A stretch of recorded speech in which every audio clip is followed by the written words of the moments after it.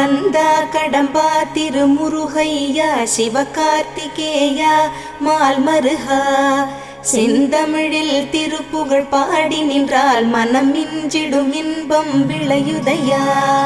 சிரகிரி வேலவனை காண்கையிலே விழி ஓரம் கண்ணீர் பெருகிடுமே.